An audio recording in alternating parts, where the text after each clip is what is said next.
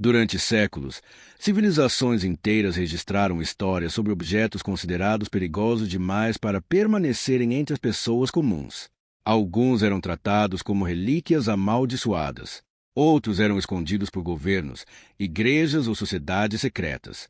Mas existe um caso específico que continua intrigando pesquisadores, historiadores e cientistas até hoje. O relato de um item misterioso que parecia desencadear tragédias em qualquer lugar por onde passasse. O mais assustador não era apenas o medo popular, era o padrão.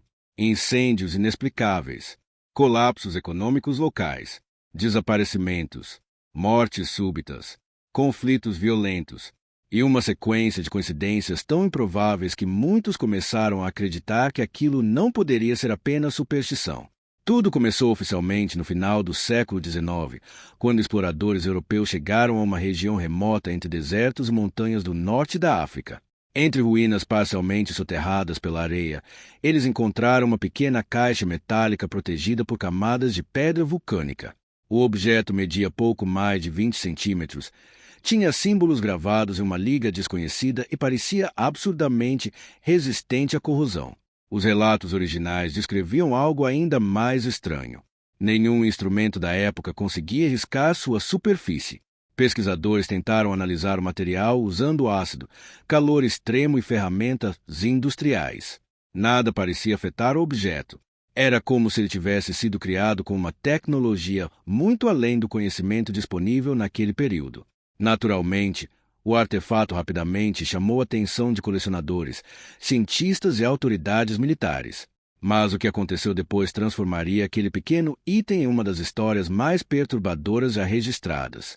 Poucos dias após o objeto ser transportado para a Europa, o navio responsável pela viagem sofreu uma sequência de acidentes inexplicáveis. Primeiro, uma falha repentina no sistema de navegação. Depois, incêndios simultâneos em áreas diferentes da embarcação.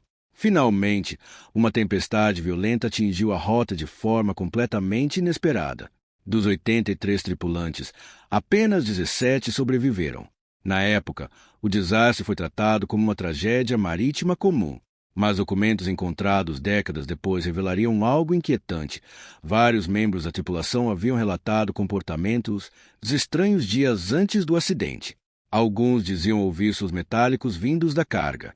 Outros afirmavam sentir dores de cabeça intensas ao permanecer perto da caixa. E houve até quem relatasse sonhos extremamente vívidos envolvendo cidades destruídas, pessoas fugindo em desespero. Os sobreviventes se recusaram a tocar novamente no objeto. Mesmo assim, ele continuou sendo estudado. Quando chegou à Europa, foi levado para um laboratório privado financiado por aristocratas interessados em descobertas arqueológicas raras. Foi lá que surgiu o primeiro grande fenômeno científico associado ao item. Equipamentos elétricos começaram a falhar sem explicação. Bússolas giravam sozinhas. Relógios paravam exatamente às 3h13 da madrugada. Animais utilizados em experimentos demonstravam comportamento agressivo quando colocados próximos da caixa metálica. Os pesquisadores inicialmente acreditaram que aquilo poderia estar relacionado a magnetismo. Porém, análises posteriores mostraram que o campo emitido pelo objeto não seguia nenhum padrão conhecido da física convencional. Em termos modernos, seria como encontrar uma fonte de energia incapaz de obedecer às leis normais do eletromagnetismo. Foi nesse momento que surgiram os primeiros rumores sobre proibição. Documentos históricos indicam que governos começaram a pressionar os cientistas para interromper as pesquisas. Algumas anotações desapareceram misteriosamente. Outras foram classificadas como sigilosas. Em menos de 2 anos, praticamente todos os registros públicos sobre o item haviam sido removidos. Mas esconder o objeto não resolveu o problema. Na verdade, pareceu piorar tudo. Em 1907, o item reapareceu em uma instalação militar isolada no leste europeu. Oficialmente, o local estudava comunicação experimental por ondas eletromagnéticas. Extraoficialmente, muitos acreditam que o verdadeiro objetivo era descobrir se a caixa poderia ser usada como arma. Os resultados foram catastróficos. Relatórios parcialmente destruídos descrevem surtos de paranoia coletiva entre soldados. Homens treinados começaram a atacar colegas sem motivo aparente. Alguns alegavam enxergar figuras humanas nos corredores vazios. Outros afirmavam que as paredes sussurravam durante a madrugada. Então aconteceu o incidente principal. Uma explosão destruiu parte da instalação. Mais de 40 pessoas morreram. Curiosamente, investigadores não encontraram resíduos compatíveis com explosivos tradicionais. Também não havia sinais claros de sabotagem externa. O centro da destruição parecia concentrado exatamente na sala onde o objeto era mantido. Depois da tragédia, o governo isolou completamente a região. Mapas foram alterados. Testemunhas desapareceram. E qualquer menção ao item passou a ser tratada como ameaça à segurança nacional. Durante décadas, a história permaneceu enterrada em arquivos secretos, até que pesquisadores independentes começaram a notar algo perturbador. Sempre que o objeto reaparecia em registros históricos, eventos caóticos aconteciam nas proximidades. Em alguns casos, eram acidentes industriais. Em outros, crises sociais. Também houve epidemias locais, apagões inexplicáveis e colapsos psicológicos em grupos inteiros de pessoas. Isso levou cientistas modernos a levantar uma hipótese extremamente controversa. E se o item produzisse algum tipo de influência neurológica invisível? Hoje sabemos que frequências eletromagnéticas podem afetar comportamento humano em determinadas condições. Pesquisas envolvendo ondas de baixa frequência mostram impactos reais sobre humor, percepção e ansiedade. Alguns laboratórios já demonstraram que estímulos invisíveis podem causar sensação de medo intenso ou paranoia, mas o objeto parecia operar em um nível muito além disso. Testes realizados secretamente durante os anos 1960 indicavam que pessoas expostas ao item por períodos prolongados apresentavam alterações cerebrais incomuns. Insônia extrema, perda gradual da capacidade de concentração, sensação constante de perseguição. Em casos mais graves, surgiam episódios psicóticos. O detalhe mais assustador? Os sintomas desapareciam quando o objeto era removido. Isso fez alguns cientistas acreditarem que a caixa emitia algum tipo de radiação ainda desconhecida pela ciência moderna. Outros defendiam uma teoria ainda mais perturbadora. Talvez o item não fosse antigo. Talvez fosse tecnológico, avançado demais para sua época.